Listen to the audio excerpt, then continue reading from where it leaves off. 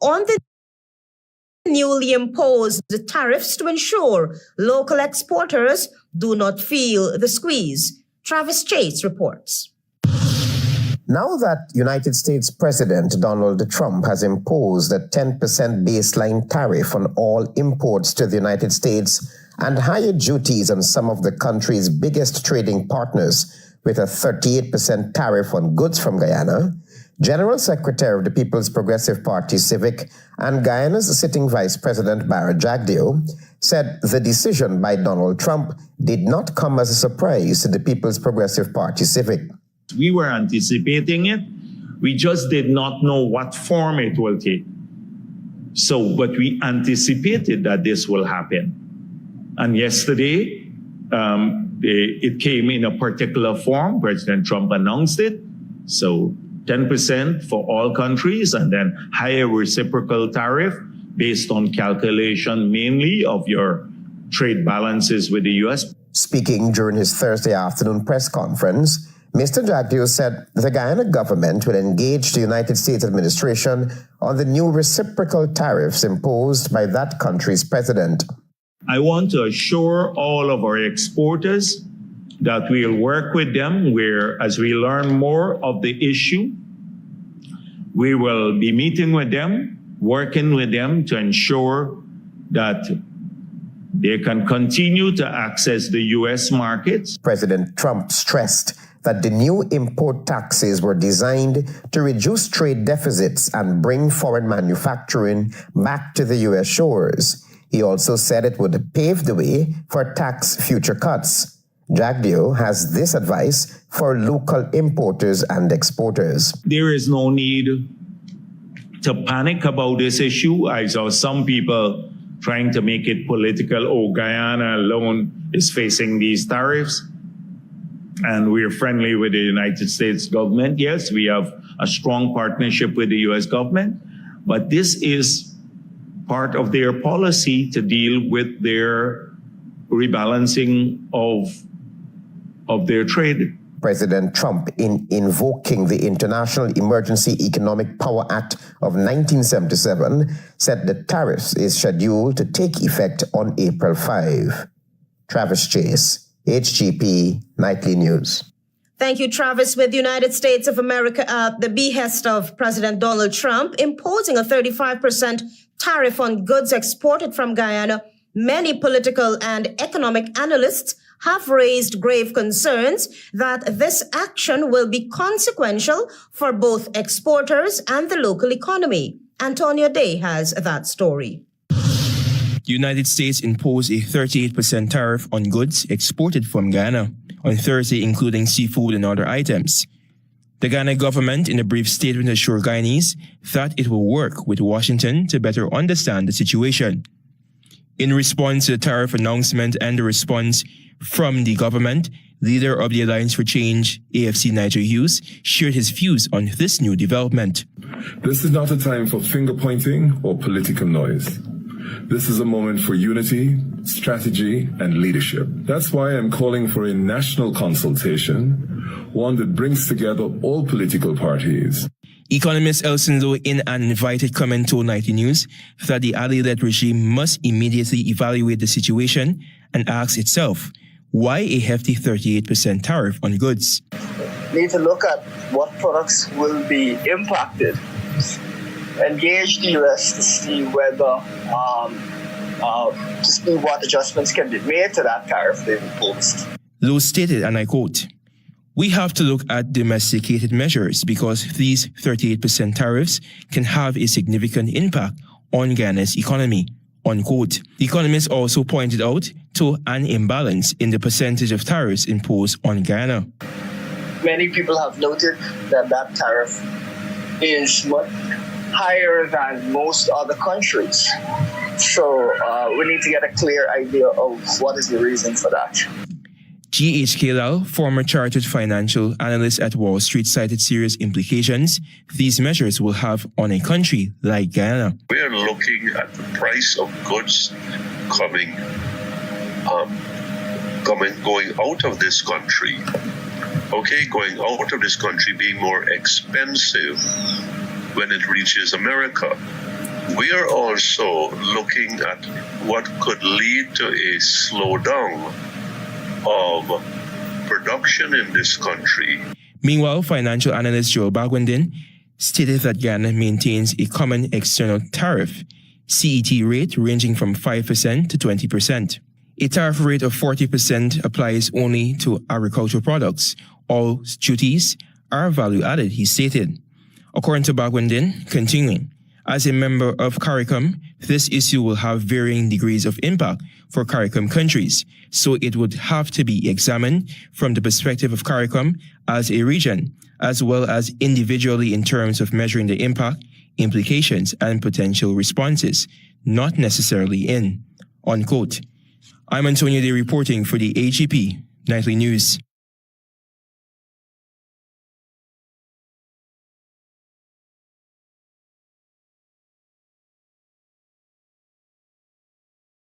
Meanwhile, the Guyana Trades Union Congress has questioned the 38% tariffs imposed on goods exported from Guyana to the United States. More details from Daisy Richards. Speaking during a press conference on Thursday, Guyana Trade Union Congress GTUC President Norris Witter said the union has noted with concern the new tariffs announced by the United States of America on products from Guyana. The GTUC president pointed out that this announcement comes with a number of unanswered questions. Why 48%, the highest tariff for Guyana? This is a very sensitive issue. It is a very technical issue.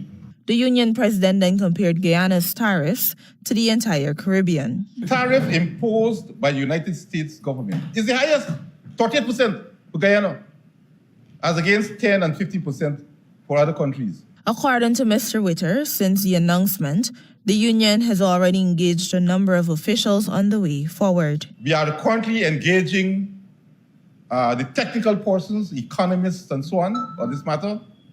And soon as we are properly advised, we will be making an appropriate statement.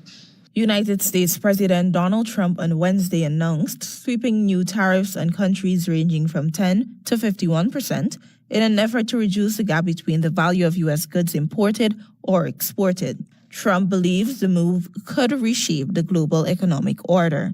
For HGP Nightly News, I am Daisy Richards. Thank you, Daisy. More news after this break. Stay with us.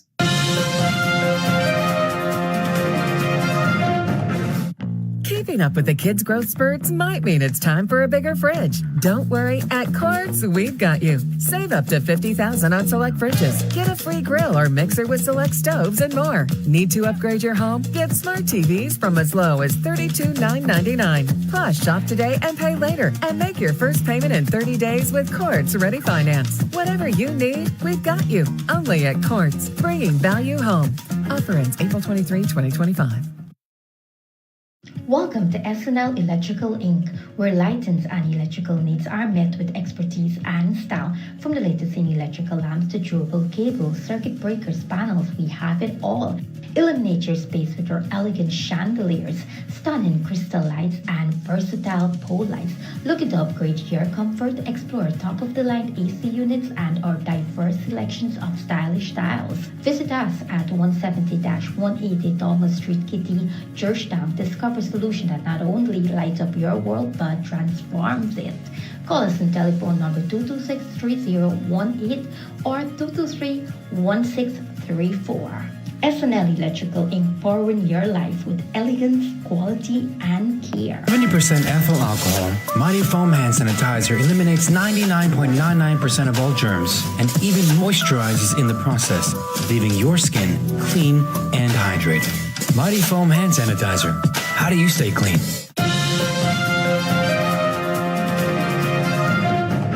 You're watching the HGP Nightly News. Welcome back. The verdict is out in the voter registration case, but that will not be the end of that case. You will hear more from Travis Chase.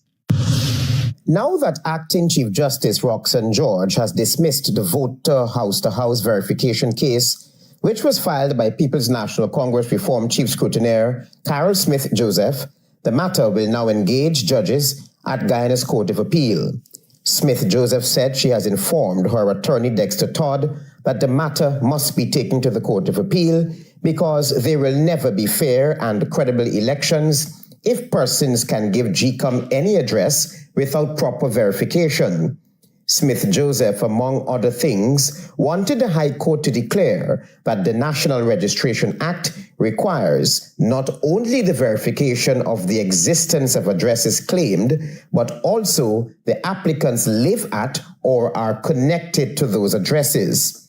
But the acting Chief Justice, in handing down her decision Thursday, ruled that addresses claimed by registrants ought not to be verified by the Guyana Elections Commission. Quote, "In my view, the address claimed has to be accepted.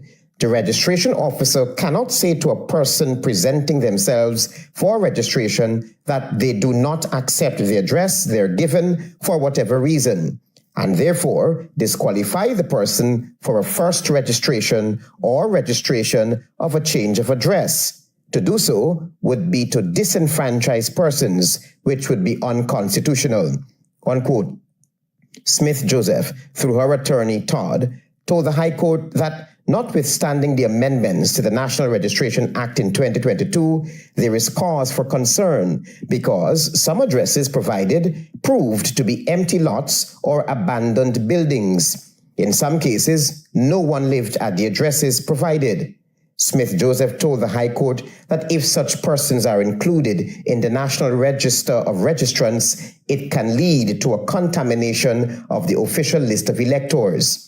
However, the Chief Justice said Smith-Joseph failed to provide any evidence to the court. Quote, "The applicant has produced no evidence to support the contention that there are persons who have been found not to be located at the addresses stated on their registration information. That is, that they do not reside at the addresses claimed. The evidence produced is based on the applicant's views or perceptions of what is or might be occurring," the Chief Justice said. Travis Chase, HGP Nightly News. Thank you, Travis. Following a 48-hour closure of the Trasfy bridges on the East Coast Corridor, a temporary bridge was opened on Thursday morning to ease traffic congestion in the area. Find out more from Tiana Cole. Minister of Public Works Juan Edil visited a newly constructed temporary bridge at Trasfy on the east coast of Demerara on Thursday. The bridge was built following the collapse of the original structure on March 27, which led to significant traffic congestion along the East Coast Corridor. In an interview, the minister explained that rather than immediately undertaking full rehabilitation, a decision was taken to construct a temporary bridge that aligns with the design for the Sheriff Mahaika Road expansion project.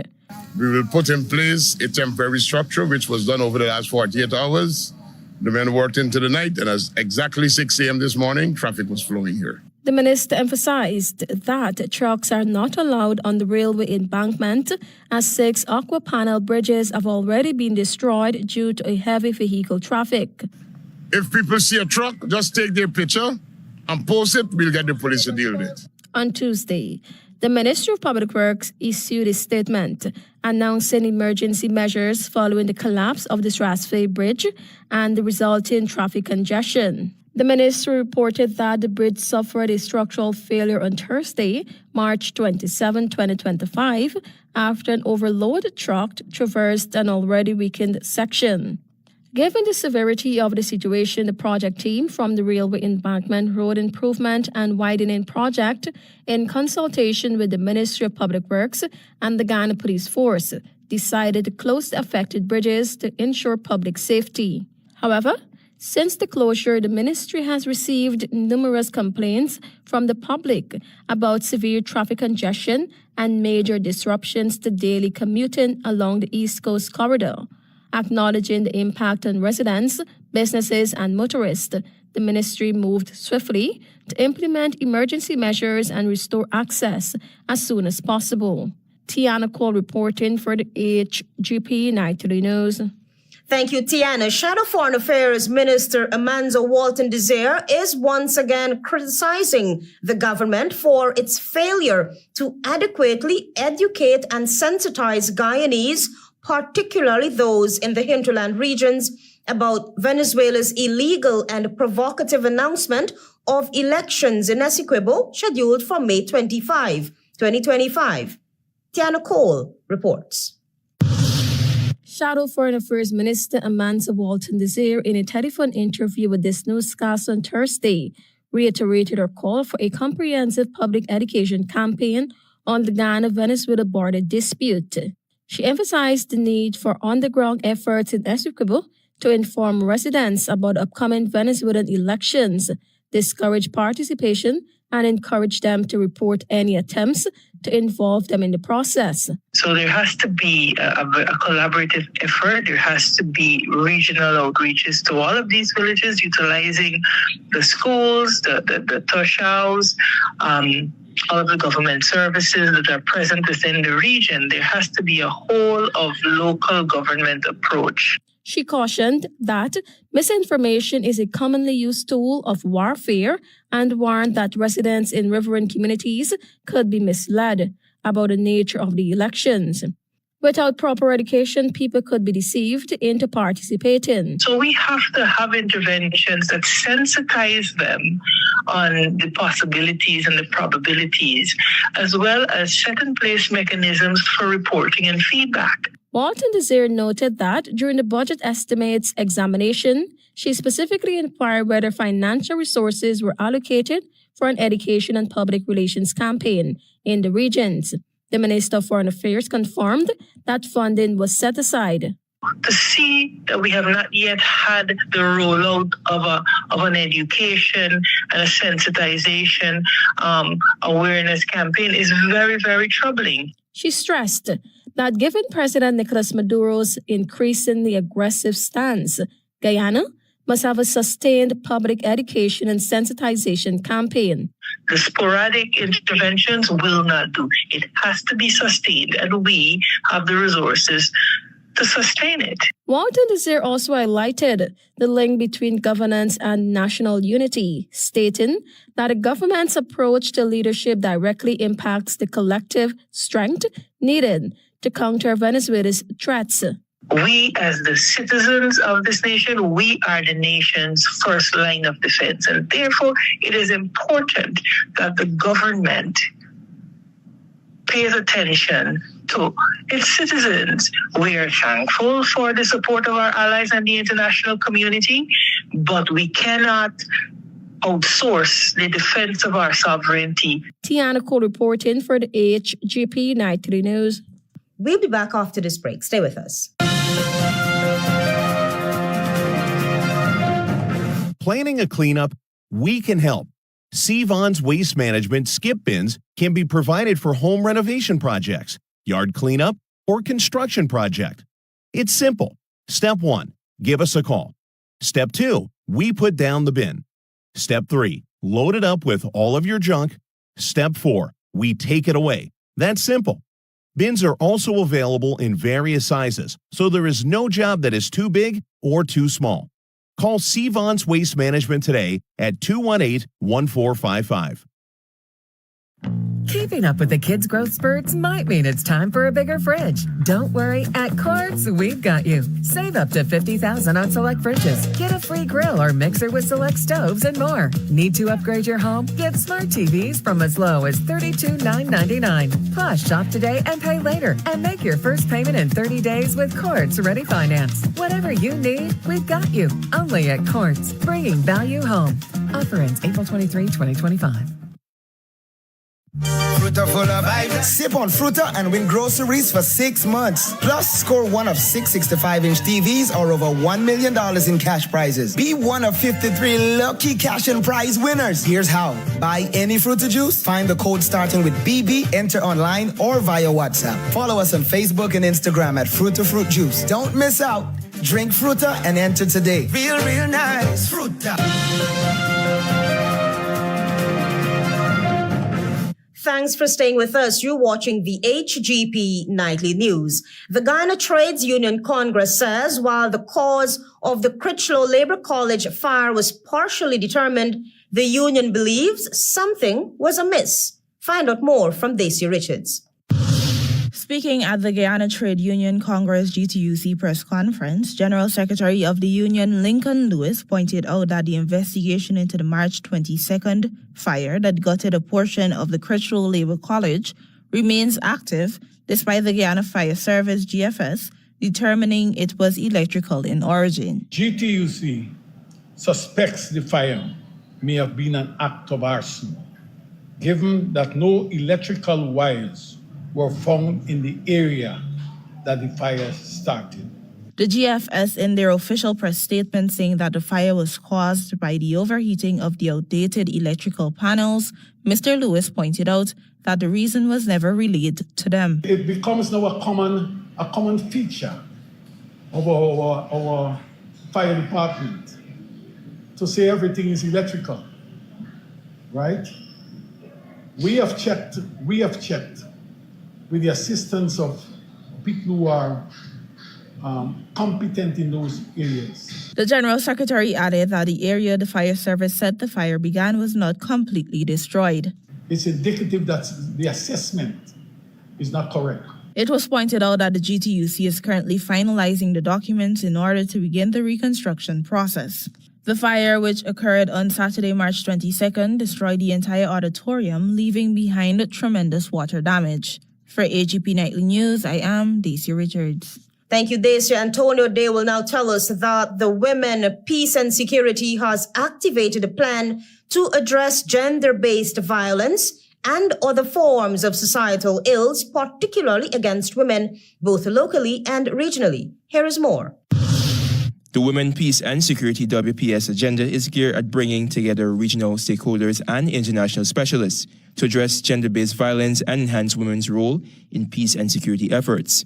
According to a statement from the WPS, the hybrid two-day event convened by the British High Commission in partnership with the UN Women and Our Secure Future brought together key stakeholders from Ghana, Trinidad and Tobago, and Barbados to drive the implementation of a regional WPS approach in the Caribbean and national action plans, NAP, for each country. Her Excellency Jane Miller, British High Commissioner to Guyana, stated, and I quote, "An important part of the WPS agenda is thinking about the issues we have in our countries and how the agenda can help us. WPS is not talking about women as victims or vulnerable, even though sometimes they are, but women as being part of the solutions." Unquote. Bringing women into the center of problem solving is not just the right thing to do. It is also the more effective way of finding solutions, she continued. Sahana Dharmapuri, Vice President of Our Secure Future, proposed that, and I quote, "We want to do things regionally because it goes back to the principle that if we work together, we can accomplish great things." So the discussion today is building on that, fostering regional sharing, ideas, and coordination, which is unique. We do not often get the opportunity to share across countries in the Women. On March 27, high-level experts meeting focused on discussions that set the stage for actionable steps in integrating WPS across national and regional frameworks and on the progress and challenges of implementing WPS policies. I'm Antonio Day reporting for the HGP Nightly News. Stay tuned for regional news.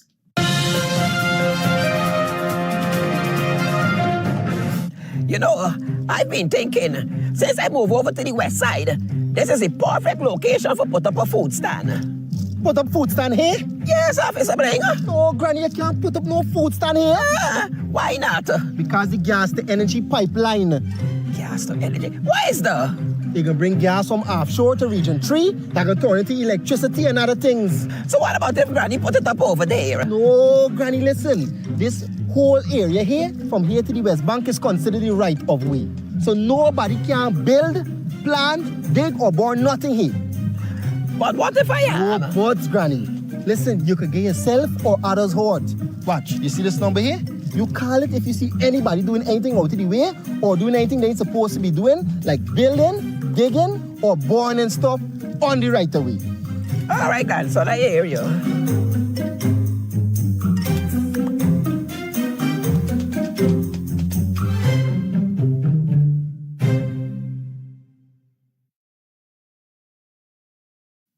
Interested in honoring or paying tribute to a loved one, or just making a loved one feel special?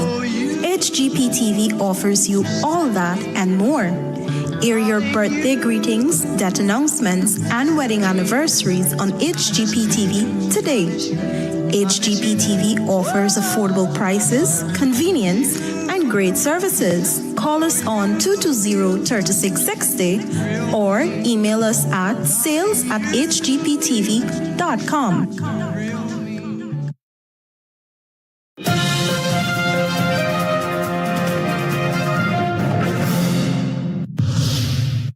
Good evening and welcome to Thursday's edition of the Regional News. Thousands of Haitians took to the street in Port-au-Prince to express their anger against armed gangs that control nearly all of the capital and surrounding areas, and the government's failure to hold them off. Violent armed groups have united behind a coalition known as Vive Assan and forced over 1 million people from their homes, which has contributed to a freezing of the economy and fueled mass hunger. They are also accused of extortion, mass rapes, and killings.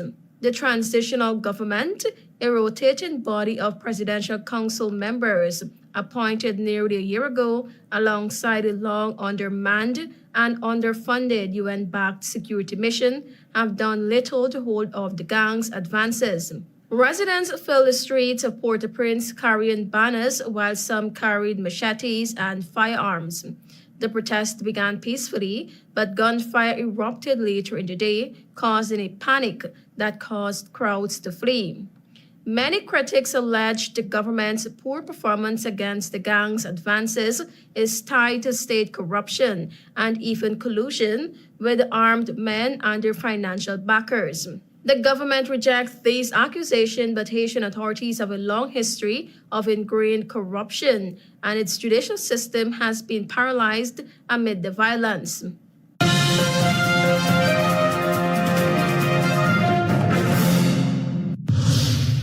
Brazil said it is assessing all potential responses to the United States' 10% tariffs on imports from Latin America's largest economy, while its Congress approved a bill outlining the framework for trade retaliation. The Brazilian government is evaluating all possible actions to ensure relation in bilateral trade, including resorting to the World Trade Organization in defense of legitimate national interest, the government said in a statement. Minutes earlier, Brazil's Congress approved a bill which still requires a ratification by President Luiz Inácio Lula da Silva that establishes a legal framework for Brazil to respond to potential unilateral trade measures targeting its goods and services, including countermeasures such as tariffs.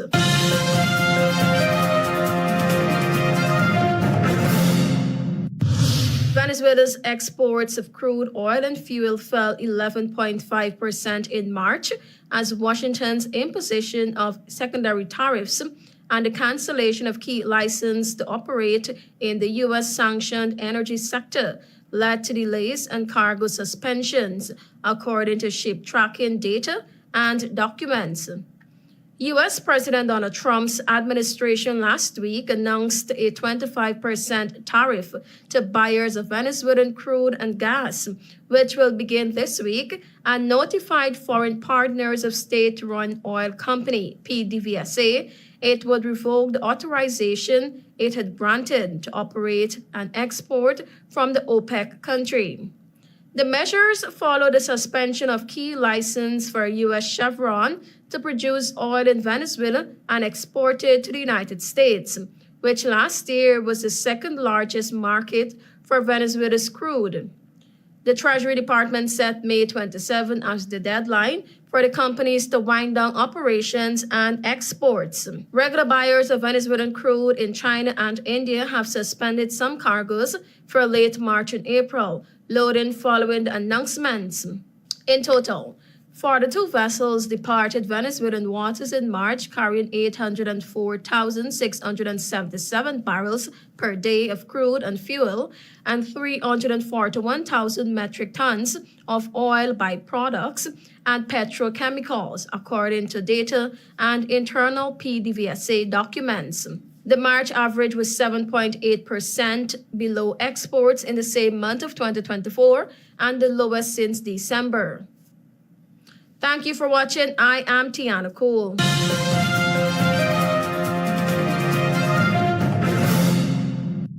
Trump's tariffs did not come as a surprise to us. VP Jagdeo says no need for panic. Financial and political analysts gravely concerned over U.S.'s 38% tariffs imposed on goods from Guyana. Temporary bridge opened at Strasvie after 48-hour closure. No trucks allowed on railway embankment. And Shadow Foreign Affairs Minister criticizes government's inaction on public education amid ongoing threats from Venezuela. Those are our major headlines. For these stories and more, please go to our website. It's www.hgptv.com. I'm Aletha Grant. Thanks for watching.